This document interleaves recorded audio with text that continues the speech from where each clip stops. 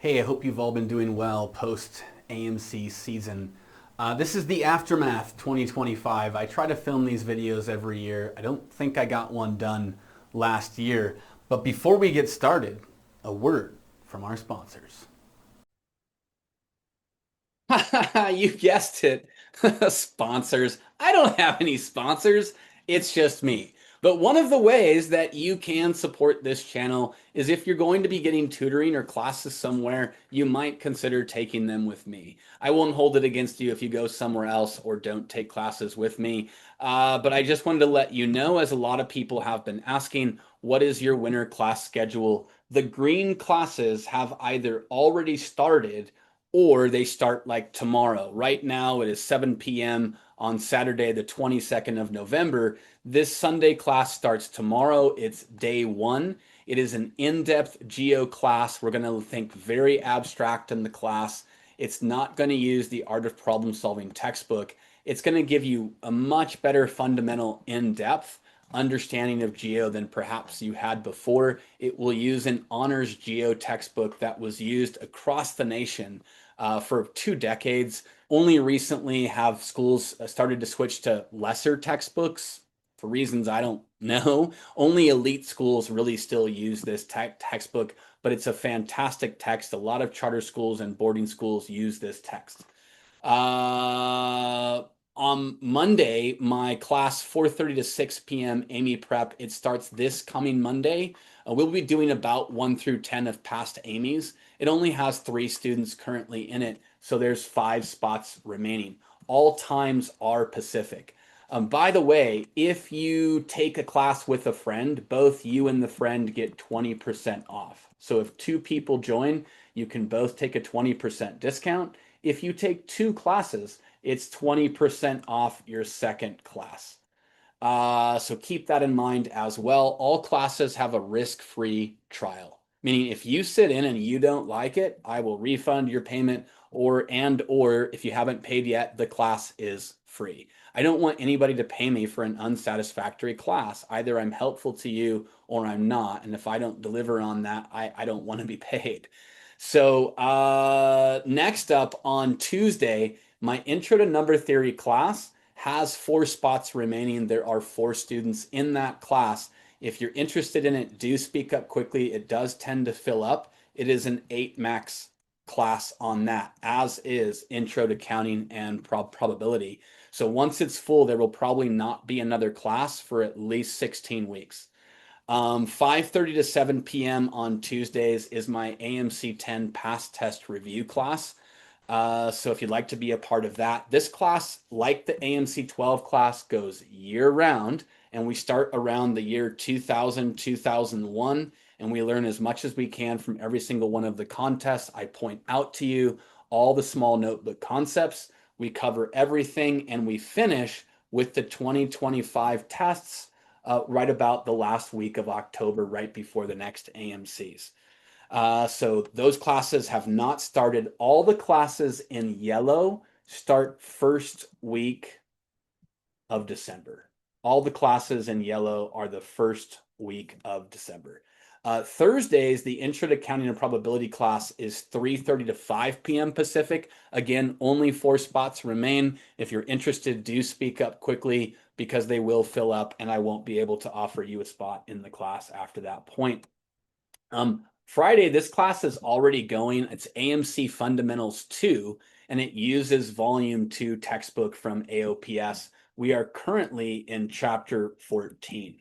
After that, my AMC 8 prep class and Math Counts prep class is from 5 to 6:30 p.m., and it has already started. It started this week. So we go through past contests and we learn what we can from those based on the needs of the student. We don't have like a set number of topics that I go through because I don't want to go through a topic that you don't need. Instead, I lecture everything that you need based on what you get wrong or don't understand from past contests. And then I teach that underlying framework to you. I have live streams on Saturdays that are interactive. It's an actual class. You can message me in there. One of my students in the live streams right now qualified for AIME this year. They did mention in today's live stream that they felt the live stream really helped them a lot, especially avoiding trap answers and making less mistakes. This is only $5 an hour. There are 6 hours of live stream a month. Each hour is less than $5. It comes out to $29.99. If you do the yearly plan, then you get 2 months for free. Basically, you pay for 10 months, you get 2 months free. It's a great, inexpensive way to learn with a live class that you can ask me questions on, but you don't get as much control over the content as you do in these classes. In this class, I basically go through every single question and lecture it for everybody who's present. And I'll do multiple approaches and talk about different things in the problem and give analysis as well. I also forgot 5 to 7 p.m. is my AMC Fundamentals 1 class, which uses volume 1. And it's starting from chapter 1 the first week of December, just like these. I did forget to add that one too here. This class, because it's more popular, is discounted. It's a 2-hour class. It's only $45 for the 2 hours. It's not too bad. We go through chapter by chapter. We teach everything in it. You will do all problems, all exercises, and furthermore, you will understand a lot better than you did before if you haven't done that textbook. And without further ado, we now return you to your regularly scheduled video. And welcome back. And so, yeah, I hope you enjoyed the word from our sponsors there.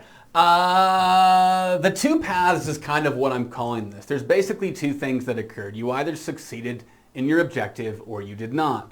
I'm going to talk to those who may not have succeeded in their objective first, and then I'll talk to you, those of you who have, about a recommended rough plan that you might execute between now and late January, early February. So we start with quotes. We always start with quotes. By the way, the sound might be a little low on this. I've been tinkering with it to try to adjust the gain because it causes feedback when I upload it and you hear it like a little screech sound. So I lowered it by 1, but it seems like it got a lot quieter. So I had to turn up my volume on my speakers just a little bit farther than I did last time for the video, but I don't hear that sound, at least on my end at this time. So yeah, the quote, "Get comfortable with failure. We should all fail. I look forward to the adrenaline rush of failing. Failure is where growth begins." Montas Zavinas. I think it's how you pronounce it. I'm not quite sure on the last name if that's how you say it. A lot of us don't realize failure is a key part of success. And you're going to probably fail many times, and it's what guides the new process that when you get back up and you rise up and you start trying to achieve it again, the failure is what drives that. It makes us hungrier for the result. It makes us want to try more. Yes, there's an emotional component. We get demoralized. We're down. We feel like for some of you, you've been trying for several years and you weren't able to get it done this year. There's nothing easy about that emotionally, but when you're ready, you pick yourself up and you decide, I'm going to do this one more time. I'm going to try again. Okay? So there's a lot of great quotes on failure. I saw so many. I might even include some of them in a link in the description. You might want to read through them. Failure is fantastic. It really is. It's something that helps us out a lot in life to get where we want to go. How are ways that it helps? It reveals what doesn't work. Whatever you did in the last year for your approach wasn't enough for this time, at least for you. And yet, what you did might have been enough for someone else. Someone else might have used the exact same plan as you, but they were able to get it done with that plan. For you, you're going to need to tweak your approach and try something different. I'm going to give suggestions for that down here about what that might look like. For now, it also teaches the perseverance needed for future success, right? Every time that you fail to achieve the goal and you get started again and you try again, that's perseverance. That's what we're talking about here. And most people, most successful teams in team sports, they need to fail before they win. And so if you go back and look at a lot of teams that went on to win the title in various sports, or players that won in tennis or in any other sport that you can imagine, they often failed many times before they got there. You're probably no different. It's something that humanity seems to do well with. Once we see this effort wasn't enough, now we bring up just a little bit more effort and suddenly we're able to get there. we become more determined to get to the goal. And that's a big part of the perseverance as well. So for future successes, that future success, when you get there, it's that much sweeter. That is why so many players in sports cry when they get to the pinnacle. When you looked at LeBron won the title in 2016 for Cleveland, right? When you look at even Jordan when he won, these players put in everything they have. Kobe cried, right, when he got there as well.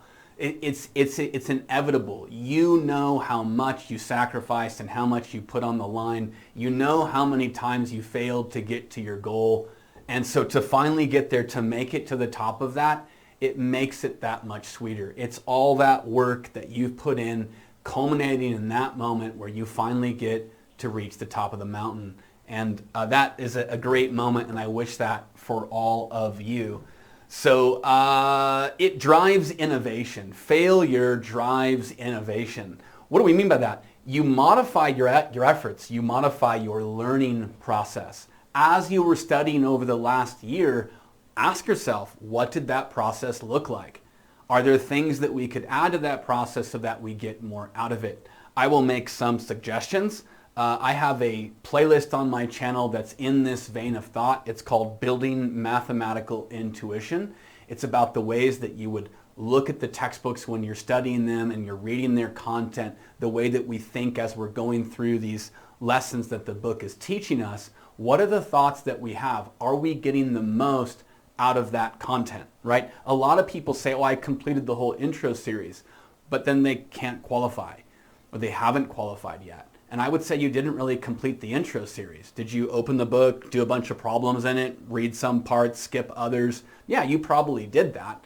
I don't think you got enough out of it because the intro series is more than enough to be able to qualify if you extracted from that series all of the key ideas, not just the formulas, but the ideas themselves, the approaches to the problem solving. So I would argue you might be able to go back and get more out of that. Building Mathematical Intuition playlist, I will link that down below. Something else I recommend is a mistake journal. Go back and take every mistake that you made on this year's tests, go cut the problem out, double stick tape it into a notebook, and start writing in sentence format where you got wrong. Was there a word they said that you didn't latch on to or you didn't know what it meant? Was there some miscalculation? Was there, they mentioned this and I failed to act upon that? For example, on the problem number 5 in the AMC 10B, they had the angle CAO. Did you maybe not consider that you had an inscribed angle? Now the thing is we've all learned that an inscribed angle is half the arc that it intercepts. And that's great if that knowledge was automatically recalled the moment that you see it and applied. But the fact is, it's often not. Then you have to ask why not. Is that something we should add to our small notebook? Should it be something that we're reviewing before the test? All of these key ideas, inscribed angles. If you saw a circle and you had an angle of 130 right here, did you think or not think that this was 260? And so you go, well, it took me a while, I saw it. Okay, great, then you can still improve. Maybe you could see it faster, right? Why are they giving us an angle in a circle? Why mention the circle at all? You're kind of playing detective at those points and you ask that question. And the answer, the reason why they give us a circle is so we can find this arc. And then from this point, did you immediately go, what does that lead me to? A lot of times you're like a detective and you're uncovering a crime scene. The crime scene is the problem. So it's like this leads to that and this leads to that. It's very proof oriented in the thinking process. So it's like if 130, then 260. And if 260, then 100. Maybe some of you forgot to write this. Maybe you thought about the arc, but you're like, well, 260 doesn't help me. Well, no, maybe it doesn't directly, but indirectly it gave you this 100, which was the central angle from, oh, that's not a very good center right there. And that meant the central angle was 100, and you kept reasoning from that point. If you're not going back through these problems, I don't want you just to go look at a solution and go, oh, that's how you do it. That's not enough. If that was enough, all of you would get 120 plus. You need to diagram what your mistake was, the specific moment in the problem where you fell off the solution path. In other problems, I had not noted, for instance, on the angle bisector, that this was 30 and 30, thereby giving me an angle of 60. Because I didn't note that right away on the A test, it took me 4 minutes longer. So what would have been my lesson if I made my own mistake journal here? I would say label the things that you know. Mark what you know on your paper. Even though I say that all the time, I too sometimes fail to uphold the ideal, and this is an ideal. Don't mistake it. It is an ideal approach to problem solving, and even you will not always do those things. So when you got off the ideal, then you go find that part and you document it. And you create a journal just like that, and you review that journal frequently. Go through all of your past mistakes and learn from all of them. That's you. That's your record of conflict with the contest. Right? So go look over that record and use it as, okay, I'm not going to do that again. I'm going to make sure I do this. It's no different than an athlete looking at their game film and reviewing how they performed. If we're not doing that, you're probably not getting the most out of your learning process. Okay, so you can do it not just with the test questions, you can do it with AOPS questions, you can do it with other contests as well. Deep analysis. Another video that I have on this is called How to Study. It's a highlight video that highlights the entire step-by-step process of a solution. By you traveling on those paths, you're looking at the order of thoughts that it takes to be able to get to your objective, which is the correct answer and 6 points.